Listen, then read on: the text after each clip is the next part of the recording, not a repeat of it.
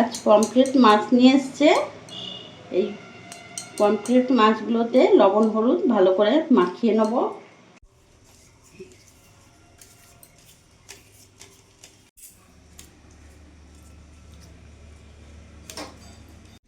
মাছে ভালো করে লবণ হলুদ মাখিয়ে নিয়েছি। কড়াইটা গরম হোক। কড়াই গরম হয়ে গেছে, তেল দিয়ে দেবো।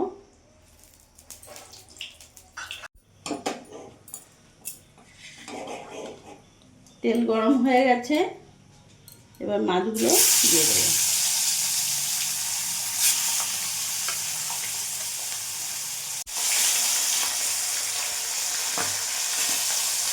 মাছগুলোকে উল্টে দিলাম।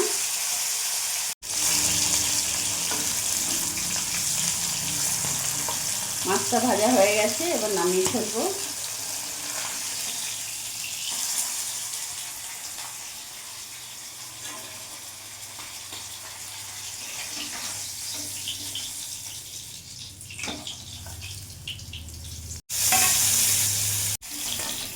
মাছগুলো ভাজা হয়ে গেছে, এবার নামিয়ে ফেলবো।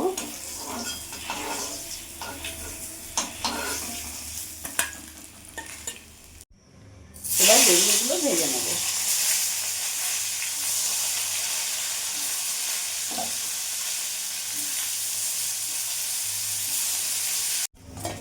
বেগুনগুলো ভালো করে ভেজে নিয়েছি, এবার নামিয়ে ফেলবো।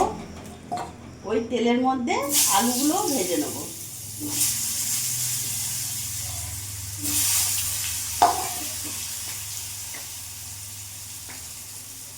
সামান্য লবণ আর হলুদ দিয়ে দেবো।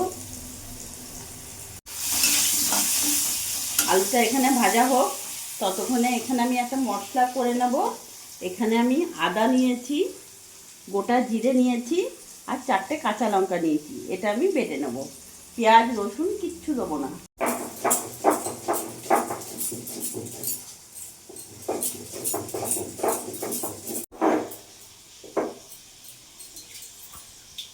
ভালো করে শিলে মিহি করে বেটে নিয়েছি।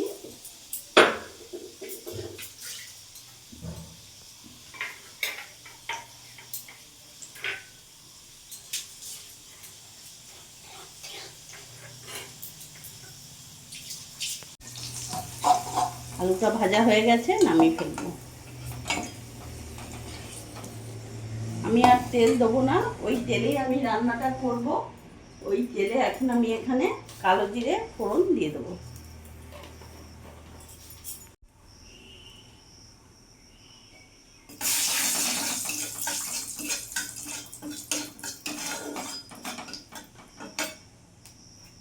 এর মধ্যে বাটা মশলাটা দিয়ে দেবো।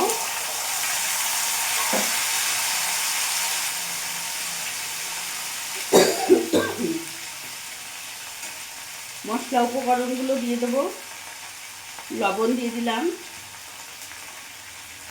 হলুদ গুঁড়ো দিয়ে দিলাম। জিরে যেহেতু আমি বেটে দিয়েছি, তাই জিরে বাটা দেবো না। এখানে আমি কাশ্মীরি লঙ্কা গুঁড়ো দিয়ে দিলাম।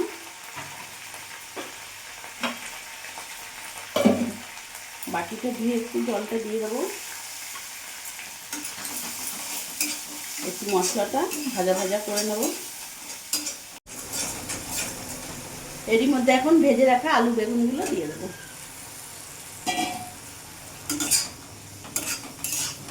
এবার 2 থেকে 3 মিনিট আমি কষিয়ে নেব মশলার সাথে।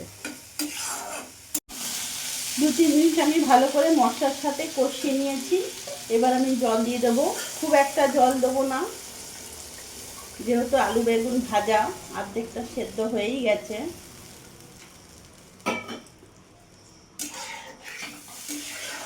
এবার ভালো করে ফুটতে দেবো। আলু একেবারে সেদ্ধ হয়ে গেছে। এবার ভেজে রাখা মাছগুলো আমি দিয়ে দেবো।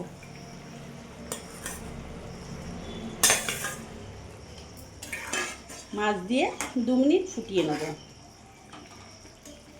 একটু ঝোলের মধ্যে ডুবিয়ে দিই মাছগুলোকে।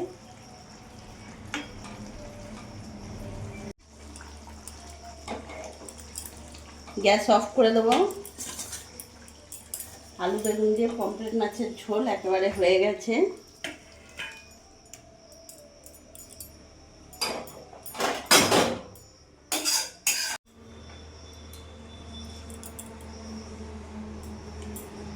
তো আজকে বানিয়ে ফেলাম আলু বেগুন দিয়ে পমফ্রেট মাছের ঝোল। তোমাদের কেমন লেগেছে রেসিপিটা অবশ্যই আমাকে কমেন্টে লিখে জানাবে।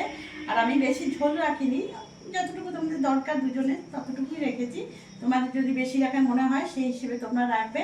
আর আমার এই ভিডিওটি যদি তোমাদের ভালো লাগে প্লিজ লাইক কমেন্ট শেয়ার করে আমার পাশে থেকো। আর তোমরাও সবসময় ভালো থেকো।